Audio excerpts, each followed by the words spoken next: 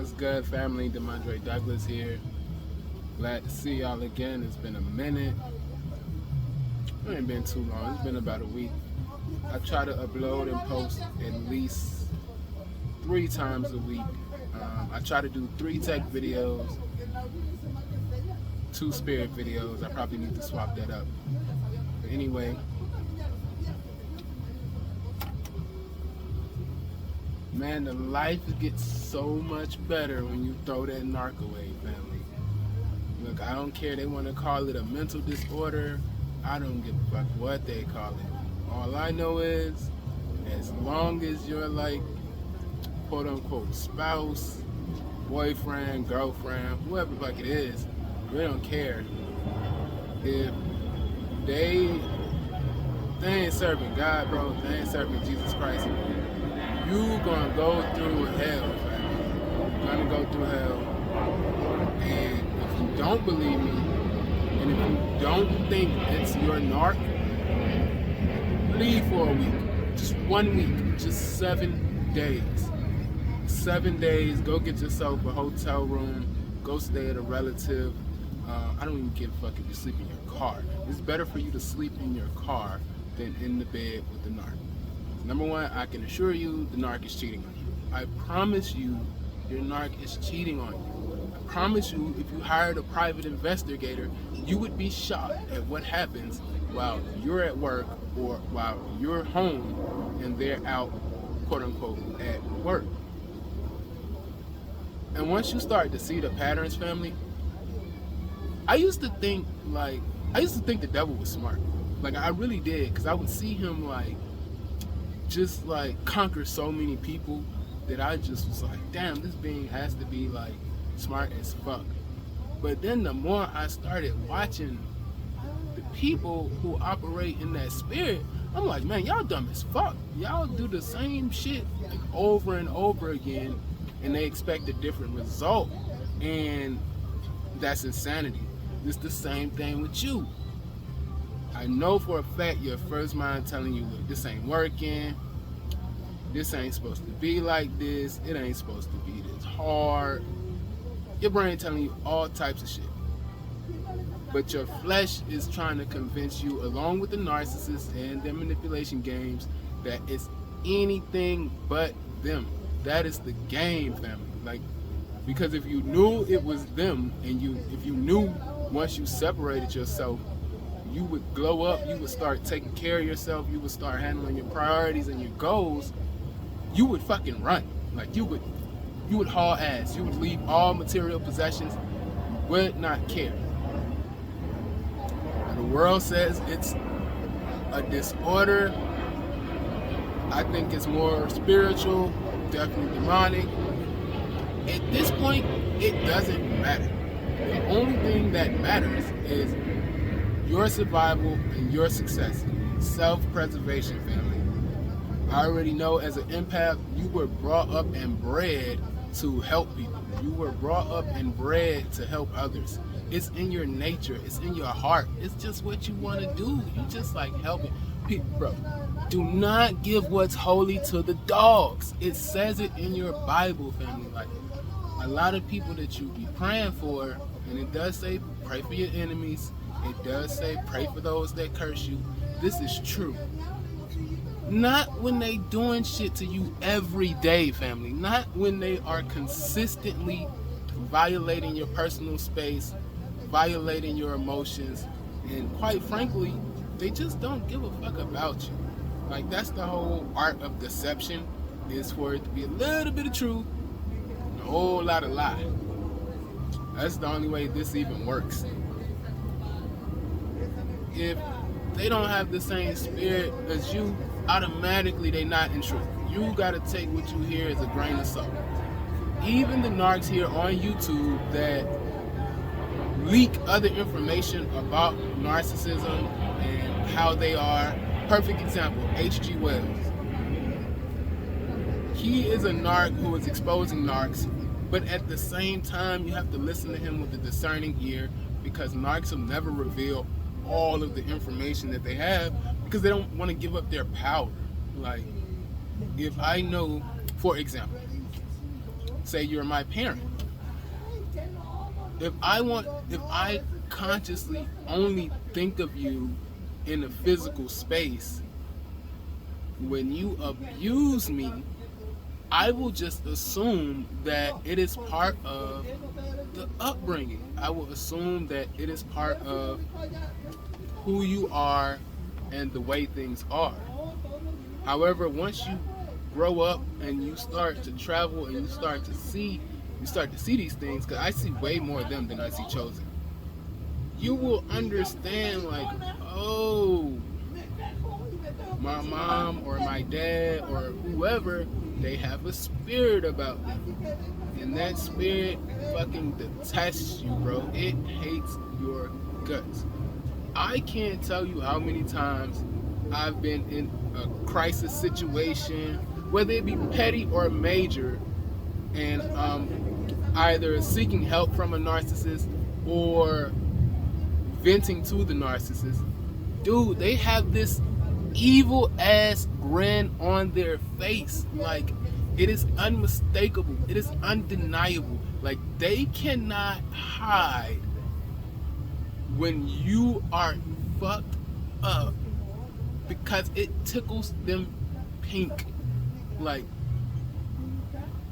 they enjoy it. Like, it's like they're watching the process of somebody that they hate being destroyed.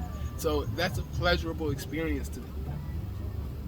If you've ever seen your husband, your wife, your children do some evil ass shit and you check them about it and they have a grin on their face, family, you have to cut them off. You're going to have to cut them off, family, because they playing the game. And it's just, again, like I said, it's the same cycle. It's going to love bomb you. They're going to, because that's the only way they can really get to you these days, especially if you already have your peace about you, or let's just say you're not codependent. Especially if you're not codependent, the only way a narcissist can gain any traction or control or have any power over your emotions is for you to allow them in your heart. And the easiest way to get to most beings' heart is to love bomb them, because you begin to assume this person loves me so much that whatever happened had to be an accident. Whatever happened had to not be their fault. Why? Because you're like, this person loves me, when it's the exact opposite. They're doing that for the cover of, hey, I did this for you. Hey, I did that for you. And I'm going to tell you another thing. It's not worth it, because once you wake up and once you realize this person is toxic and they are hindering your process, your progress in life, they're going to want that material shit back, family. They're going to want it back. There's no ifs, ands, or buts about it. And to be honest with you, you should give it back, because it's just the tool that they use to monitor you. It's a tool that they use to monitor. They have, you have some of their essence with you, period. That's why a lot of psychiatrists will tell you, leave everything, start over, go no contact. You can't even go no contact these days. You got to go blackout. You got to, like, change your phone number. You got to get off social media, because, family, when, okay, in my situation, I don't want to say any names, however, I can speak this because it's true. I would say it in court. I caught my narc cheating. We were married. I caught her cheating. Now, don't judge me for this part. She wanted me to still pay the rent, and I was going to do that because of the children. That's what was thrown up at me, the children. Okay, boom. So we're on the way to go get money to be able to go pay the rent. Family, on the way to go get money, the person she cheated with, the person that I caught her with, literally called her, and she's literally trying to talk to me in this person's presence. And I knew, I had instant discernment, like, That's the guy. That's the guy. You read the text message, you seen the pictures. That's the guy. So she gets off the phone, family, and I ask her, I'm like, who is that? She hesitates, and then she finally tells me it was him. I'm like, bro, stop the car. Stop. Family, I got out of the car with my wife and kids because I was like, there is no end to it. There is no end to it. You know, I've been celibate almost a year now, since January, by choice. Since my marriage originally imploded, I've been celibate. And I had sex with another. I'm not saying that out of pride. I'm just saying that out of this narc situation had my mental so fucked up. Another person was the last thing on my mind. I was trying to focus on keeping my sanity, like, because I was under the impression that I was the one destroying my own relationship, not realizing that, one, I didn't have a relationship to begin with, and two, it was the narc. After it was all over, she even told me, she was like, this marriage is a joke. I've been dealing with this person over 12 years. The person that I caught her with, she had been dealing with him 16 years. She posted it on social media, family. Like, they know no end. That's the reason why I really got off social media, because the narc did me wrong and then started a smear campaign on me. On me, family, like I had did something wrong. And I tried to, like, keep it copacetic for my children, as they say. And it was just hard. It was worse. It was worse than it was beforehand. She hoovered me, her friends hoovered me. It's exactly what they said, bro. Like, I had people that didn't contact me, that don't fuck with me, calling me, writing me, watching me, telling her things. And I'm like, bro, you don't even tell me or my children happy birthday. How the fuck is it that you know my business, or that you're even interested or inquiring about my lifestyle and what I have going on, when, one, your life is fucked up because I see it all on Facebook, and two, you weren't there, family. You don't know the truth. Obviously, the narc is gonna lie to you. If you're having sex with somebody and they lie to you, what the fuck you think they're gonna do to other people? Words or just words to them? Literally. Words are just words. Words are a form of manipulation to them. They only care about action, and they only care about actions in that moment. You do something nice for a narc, I won't even say they're appreciative in the moment. I would say they experience a moment of joy. They don't necessarily appreciate you because they think they deserve it regardless. And the next moment, it's back to however things were. Like, it's not gonna, you can buy your narc a house, family. They're still a narc. They're still gonna, the house ain't big enough. The house ain't pretty enough. It ain't in a good enough neighborhood. I've watched these things. And since I've been aware of this, people watch a lot, especially traveling here in Atlanta on the trains and stuff like that. I watch couples interact with each other. I watch mothers and children. I watch people on the phone. And they're all doing and saying narc shit. And a lot of times, if you have a narc friend, y'all only have a moment of peace if you guys are doing drugs or alcohol together, or you guys are talking shit about somebody else together. And that's not really you, because if you were by yourself, you wouldn't even worry about shitting on the next person. Why? Because you'll be so happy with the things that you are manifesting and creating, you're gonna focus your attention on that. Like, once I stopped thinking about my marriage, my kids, and all that shit, because it was clearly dead. At that point, it'd be me being insane. My goals and the things I wanted started happening so fast that it's blowing my mind. It's still happening, and all praise to the Most High, all glory to God, period. My point for saying it, though, family, is your narc is using your energy to create and manifest, because they do not have that ability. I have found this out for a fact. Demons cannot manifest. That's why they need to manipulate people, just like they cannot create their own energy. I can wake up have a shit ton of energy. I can go around 10 narcs. They can shit on me, make me feel like shit, tell me all types of bad shit, and I could wake up the next morning feeling like that shit didn't happen, happy all over again. Now I've gotten smart enough to know that I'm no longer gonna put myself in those situations to where I'm having somebody beat down on me like that, because eventually it will wear you out. If you want to grow, family, if you want to take that next step, that next level in life, you have to start manifesting your own goals. Stop manifesting other people's goals. Like, it's the Creator gave you two of the most best gifts you can have in this reality. Number one, gave you free will.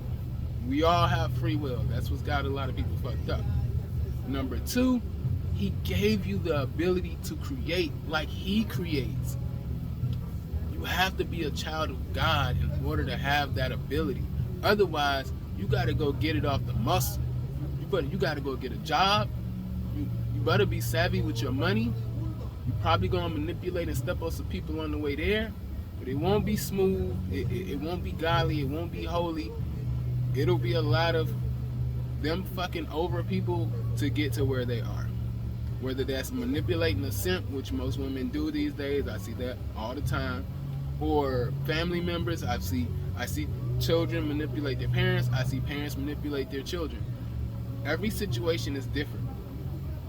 But what I can assure you is, if you take that energy and you stop giving a fuck about what people think about you, bro, you're gonna be looked at as weird, male or female. You're gonna be looked at as weird because you're different. You need to embrace that shit. Period.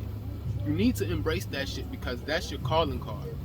That's what, and it baffles me because in any other area in life, if you are eccentric, you are like damn near a god. Look at Elon Musk. Look at anybody who's at the top of their craft. They're different from everybody else below them, and that's what makes them stand out. So it's no different than you with this spiritual thing. Like, you don't have to run from them. You don't have to hide from them. You have complete authority. You need to realize your authority. You need to start praying. You need to start talking to God. When you do that, so much positive shit will happen that it will overwhelm you. You will break down crying, thanking the Creator because He exceeded your expectations. Lastly, before I go, one more thing, family. What God has for you is way better than what you ever had in your thought process for your own self. Period. If you don't believe me, try Him out. A couple examples. I wanted a truck. This truck I wanted, I've been wanting this truck for years. And I asked God, what do you want me to have? And God showed me a vehicle that I didn't even know existed for a cheaper price that was way cooler. Same thing with the home. I had picked the home and decided I'm going to move here. And of course, there were issues. So then I just asked God, because I know when God has something for you, bro, it's smooth sailing. There's no issues. You walk in, everything is perfect. When you're doing something you're not supposed to be doing, it's gonna be hard. And life is not supposed to be hard. Just like with the relationship. A relationship should be fun, it should be loving, it should not be hard, it should not be warring, it should not be arguments. So ask God, whatever it is that you want, just ask Him, what do you want for me? Start with your phone. A lot of people I know be upgrading their phones. Ask God, what kind of phone do you think of? He will blow your mind. Anyway, I love y'all, family. Be blessed. Thank y'all for supporting me. Man, hit that like button, hit that subscribe button. Let's get these likes up, man. 10,000 views, and I ain't even got 1,000 subscribers, man. What's up? I'll let your boy. I love you. If you want a one-on-one session, if you want a video call, hit me up on Cash App. Hit me up on here. I have my Facebook on here. There's too many ways for you to reach me. Again, I always say this, If you sent me $100 right now and said you wanted a session, you still have to wait till tomorrow, because I still have to pray, I still have to clean myself, and I still have to ask for discernment regarding your situation in order to give you the most accurate information. But I assure you, once I give it to you, it will change your life. People aren't following me for no reason, family. If I didn't know what I was talking about, people would not be loving me. They would not receive me. You're here for a reason. I love you. Be blessed.